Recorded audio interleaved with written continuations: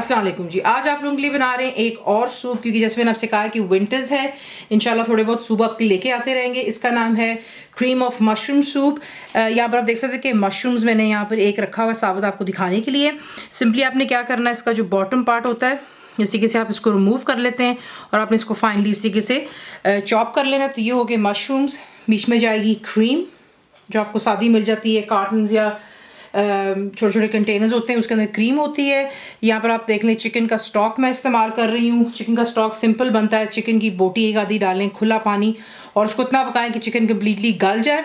Chicken निकाल के एक साइड पर रख लें और उसकी स्टॉक इस्तेमाल कर सकते हैं। अगर वो नहीं है तो जैसा मैं आपको बता सकती हूँ कि रेडीमेड नोर के जो आपको मिल जाती हैं क्यूब्स, वो आप गर्म पानी में डाल के डिजॉल्व कर लें तो वो भी आपकी प्रॉब्लम सॉल्व हो जाती है। तो आपको इसका इशू भी बता दिया जो आपको होता है, नहीं है तो आप रेडीमेड कनौर के साथ में जो है बना सकते हैं। साथ ही बीच में जाएंगे अनियंस यानी कि प्याज, फाइनली आपने इनको चॉप कर लेना है। प्लेन फ्लावर यानी कि मैदा जाएगा। मक्खन जो है यानी कि बटर मैं इस्तेमाल कर रही हूँ यहाँ पर। अनसॉल्टेड लहसुन फ्रेश बीच में जाएगा, दैट्स गार्लिक, इसको अच्छी तरह आप जो है पीस लीजिएगा। सॉल्ट यानी कि नमक, कुटी हुई काली मिर्च यानी कि क्रश्ड ब्लैक पेपर। आपको दिखाते हैं इसको बनाना। अब आपने क्या करना है, एक पैन लेंगे और उसमें आप सबसे पहले मक्खन को जो है मेल्ट कर लें। तो ये काम पहले कर लेते हैं। मक्खन मेल्ट हो गया, उसके बाद यहीं पर आप ऐड करेंगे जो कि प्याज है, लहसुन डालेंगे और बीच में आप डाल देंगे जो कि हमने चॉप किए हुए मशरूम्स। डालने के बाद इसको आप अच्छी तरह यहाँ पे मिक्स करेंगे और मीडियम फ्लेम पर रखकर आपने इसको इतना कुक करना है कि आपको पता है मशरूम्स काफ़ी हद तक पानी छोड़ता है, तो वो पानी भी जो है ड्राई हो जाना चाहिए और जो हमने बीच में प्याज डाला है वो भी सॉफ्ट हो जाएगा और तमाम सब्जियां इनफैक्ट सॉफ्ट हो जानी चाहिए। तो यहाँ पर देख लें, आपको दिखाने की वजह ये कि जो कितना फ़िलहाल पहले जो पैन था काफ़ी हद तक मशरूम्स के साथ भरा हुआ था। तो ये देख लें मशरूम्स अपना पानी छोड़ रहा है और उसी पानी के अंदर जो है प्याज भी सॉफ्ट हो जाएगा।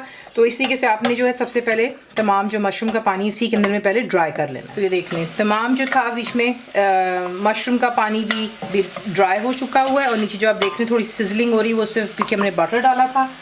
यहाँ पर आकर के आप ऐड करेंगे जो कि नमक है, कुटी हुई काली मिर्चें हैं और प्लेन फ्लावर डालेंगे बीच में। इसको आप साथ साथ मिक्स करें पहले, ताकि 1 मिनट जो है आप इसको अच्छे से यहाँ पे पहले इसके साथ में कुक कर लें। उसके बाद यहीं पर आप ऐड करेंगे एक विस्क ले लीजिएगा, चिकन का स्टॉक डालते जाएं और इसको आप जो है पहले अच्छे से मिक्स कर लें। चिकन स्टॉक डाल लेने के बाद आपने जो है ये विस्क इसके अंदर यूँ चलाना है, वो इसलिए ताकि बीच में कोई लम्प्स ना बन जाए। जो हमने इसमें मैदा यानी कि प्लेन फ्लावर बीच में डाला था, इसको आप हिलाते रहेंगे। नीचे फ्लेम पे आप कर देंगे मीडियम पे और इतना कुक करेंगे कि ये थोड़े से गाढ़ेपन की तरफ। तो ये देख लें, इसको जो है मैं यहाँ पर पका रही हूँ और अगर आप देखें तो इसकी कंसिस्टेंसी जो है अब गाढ़ेपन की तरफ आनी शुरू हो गई है। वो इसलिए क्योंकि हमने इसमें बीच में मैदा डाला है। और प्लीज़ देखें, काफ़ी बहनें मुझसे ये पूछेंगी कि क्या हम मैदे की जगह कॉर्नफ्लावर डाल सकते हैं? प्लीज़ नहीं। जो चीज़ आपको रेसिपी में बताई जाए उसी के साथ आप उसको अगर बनाएंगे तो आपको उसका परफेक्ट रिजल्ट आता है। अगर हम थोड़ा सा ऊपर नीचे करते हैं किसी चीज़ को तो फिर जायका भी सही नहीं आता है और आपको चीज़ पसंद भी नहीं आएगी, इंग्रेडिएंट्स भी ज़ाया होती है और आपका टाइम भी। तो ये देख लेंगे गाढ़ेपन की तरफ यहाँ पे आ गया। अब इसमें अब हम ऐड करेंगे जो कि क्रीम है और इसको अच्छी तरह इसमें पहले मिक्स कर लें। क्रीम डाल लेने के बाद आप इसको अच्छे से मिक्स करेंगे और यहाँ पर आप फ्लेम को ले आते हैं थोड़ा सा हाई और मीडियम के दरमियान में और सिर्फ आपने इसको इतना यहाँ पे पकाना है। सिर्फ बताना चाहूँगी कि ये थोड़ा सा गाढ़ा हो जाए, आपकी अपनी चॉइस पर कि आप कितना इसको गाढ़ा पसंद करेंगे, लेकिन ये गाढ़ा मज़ेदार लगता है। तो ये इसको थोड़ा सा थिक हो जाने दो, फिर मैं आपको आगे दिखाऊँ। तो ये देख लें परफेक्टली यहाँ पे इसकी कंसिस्टेंसी जो है गाढ़ी हो चुकी हुई है। नॉट फॉरगेटिंग कि जब ये थोड़ा ठंडा भी होगा तो गाढ़ेपन की तरफ जाएगा। तो प्लीज़ ये मिस्टेक मत कर दीजिएगा कि ज़्यादा आप इसको गाढ़ा कर लें। तकरीबन ये कर लीजिएगा कि जब आप इसमें क्रीम डाल लेंगे तो जैसा मैंने आपसे कहा है कि तकरीबन 4 से 5 मिनट अच्छी तरह आप इसको जो है ये देख लें कुक कर लें। अब इसे हम डिश आउट कर लें। तो आप इसको सर्व कर सकते हैं अपनी चॉइस से। ब्रेड के ऊपर आप मार्जरीन लगा लें, गार्लिक बटर कर लें, बहुत मज़ेदार सूप बनता है। ज़रूर ट्राई कीजिएगा। कंप्लीट रिटन रेसिपी के लिए आप जाएंगे मेरी वेबसाइट पर which is cookwithfaiza.net पर। बनाइए, बताइए आपको कैसा लगा। दुआ में याद रखें and thank you for watching the video.